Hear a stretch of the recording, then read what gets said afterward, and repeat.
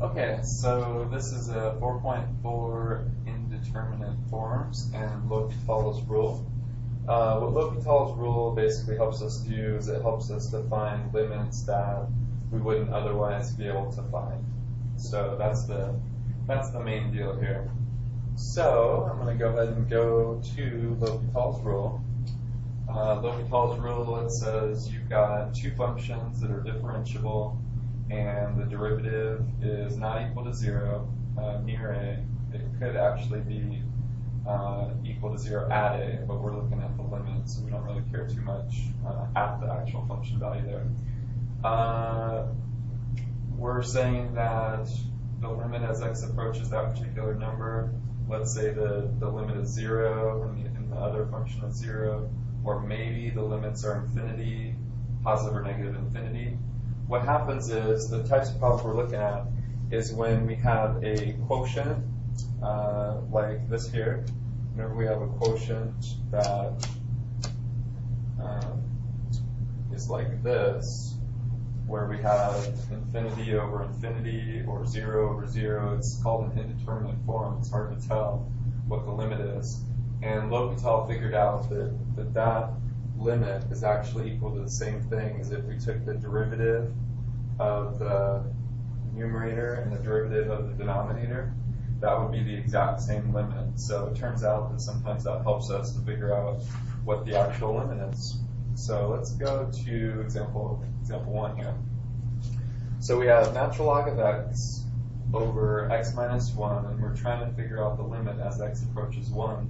I just have a sketch there of,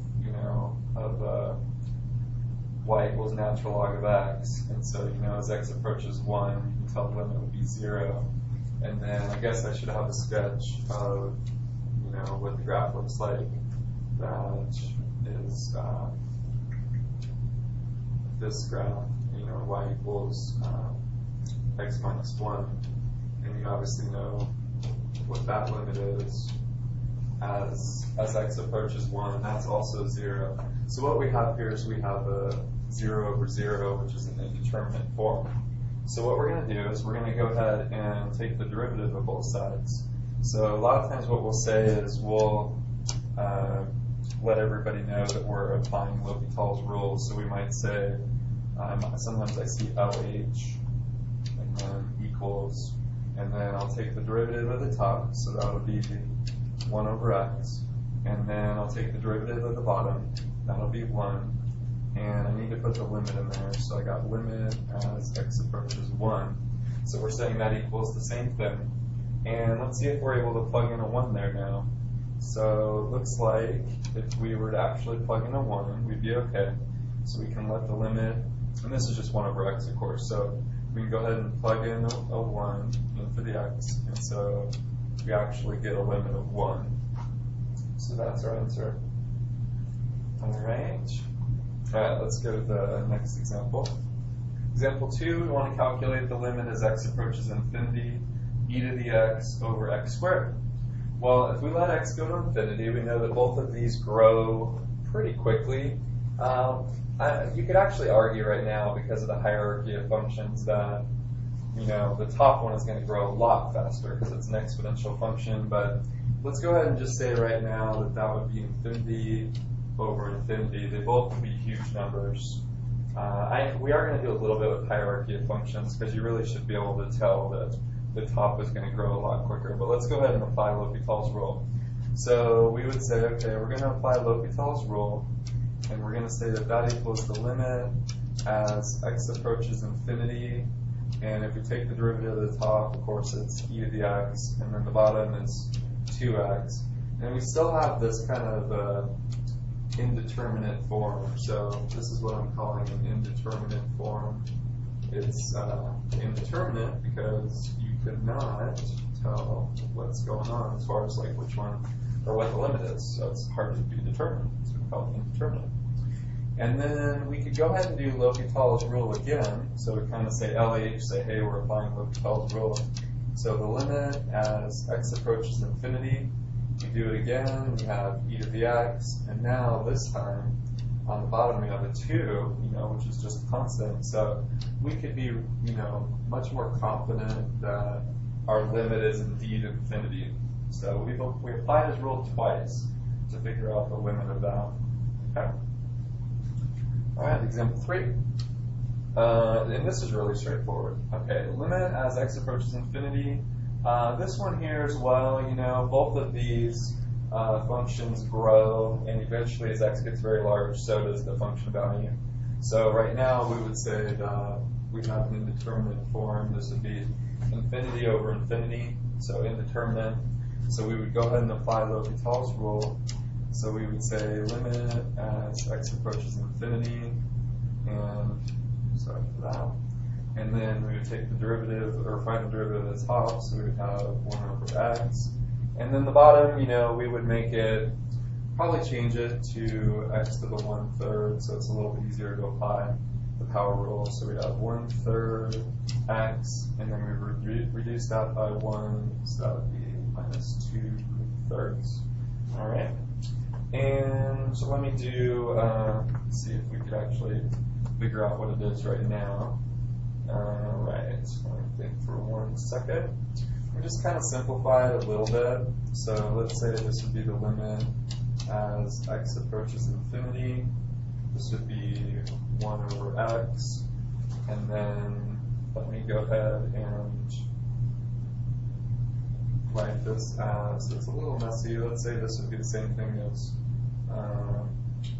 1 over 3 and then cube root of x squared. If that would be true. If it was negative, we could pop it down to the bottom. So what would happen right now if we were to plug in infinity? Well, you can tell the top, if you were to plug in infinity, it would be definitely, the limit would be a huge number here, so it would end up being 0, 1 over some big number, so that would be approaching infinity. And then really the same thing for the other one. So we still have an indeterminate form. So we can apply L'Hospital's rule, but what I'm going to do is a little bit of algebra first to see if we can maybe clean it up a bit. So give me 1 sec here. So I'm going to say limit as x approaches infinity, and let's go ahead and say this would be 1 over x times, and then let's kind of flip it. So we have 3 and then cube root x squared. See if this helps at all.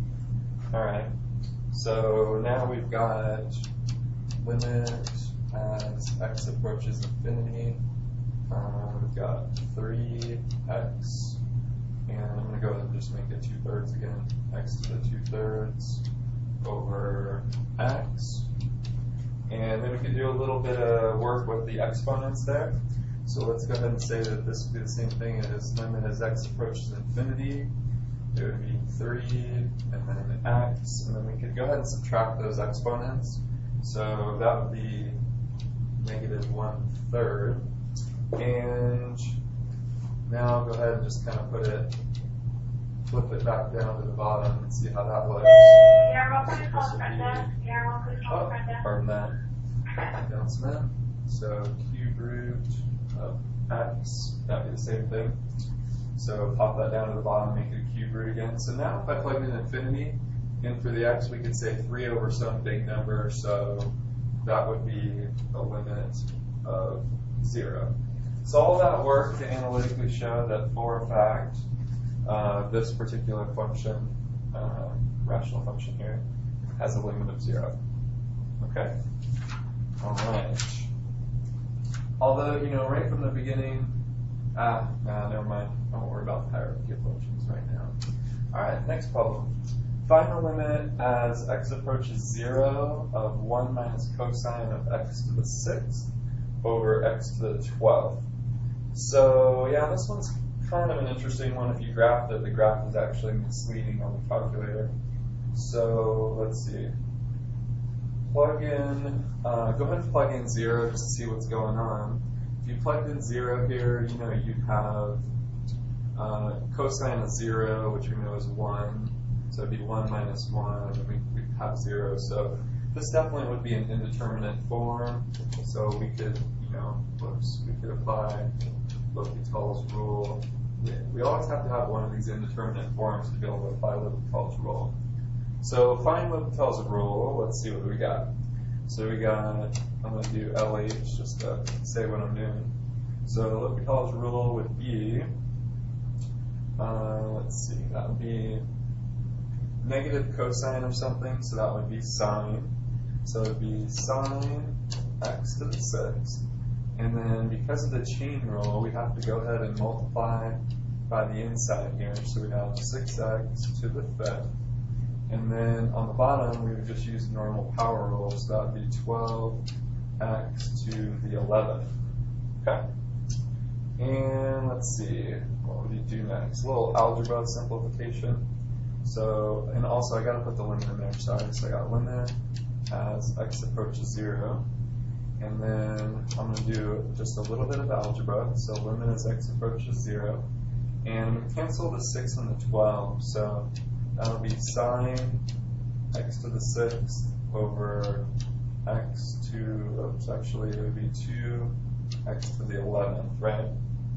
Or just kidding, 2x to the 6th, because I'm canceling out a couple of those x's.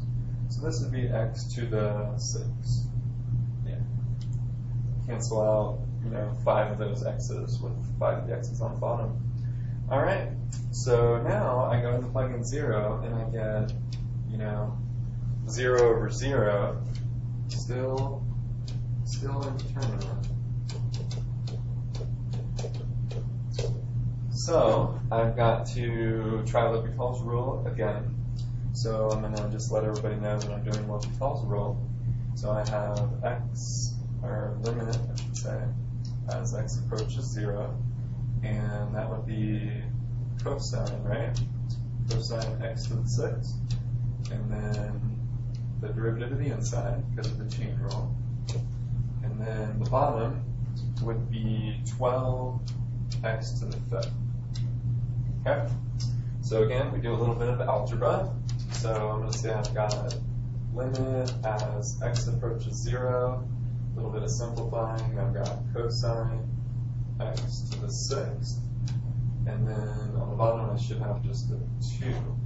And so now I would argue that if I was to plug in a 0 for this, I plug in a 0, cosine of 0 would be 1. And so we'd actually have a really nice limit. So the limit would be 1/2. All right.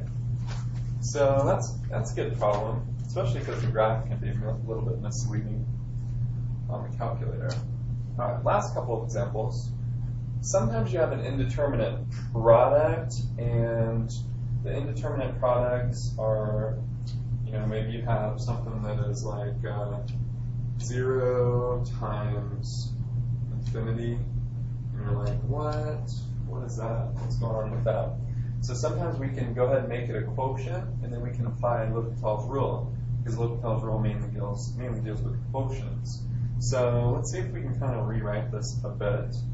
So let's say this would be equal to limit as x approaches 0 from the right, and this would be natural log of x over 1 over x, right? That'd be the same thing.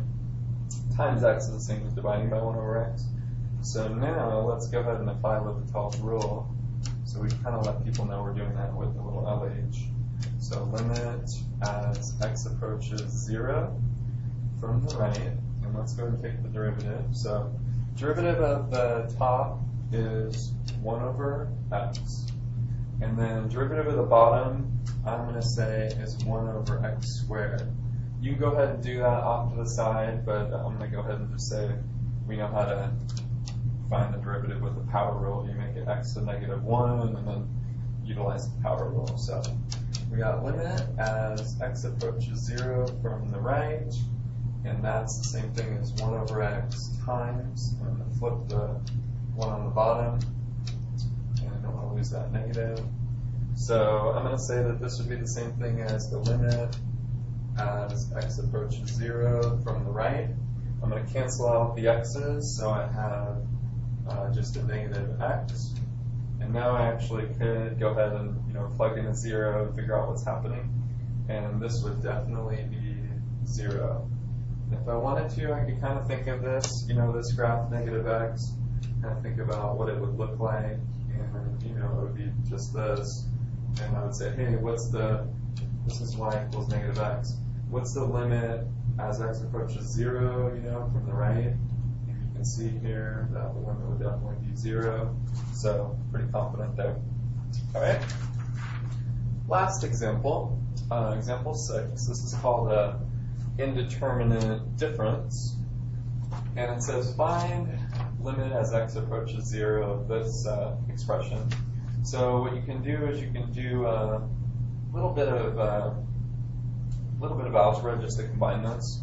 So find the common denominator. So limit as x approaches 0. Let's say your common denominator, of course, would be x to the 6. So do a little adjusting here. Multiply this one by x to the 3rd, top and bottom. So you could probably tell that the top is going to be 1 minus x cubed, and the bottom, of course, is x to the 6th. So plug in a 0 for that. It would be, it's actually going to be 1 on the top, and then it would be a number really tiny. So you've got, let's say you've got 1 over a tiny number, some number that's approaching 0. This one's going to turn out to be infinity. So I'm going to say that this limit is infinity, and I'm not going to apply what we call the rule on this, because we actually don't have 0 over 0 or infinity over infinity on this one. So really, you could use a graph to verify that, but I'm going to say that when you have a constant, you're dividing it by some number that's really tiny, that it's going to be infinity. So I think that's it for this. All right.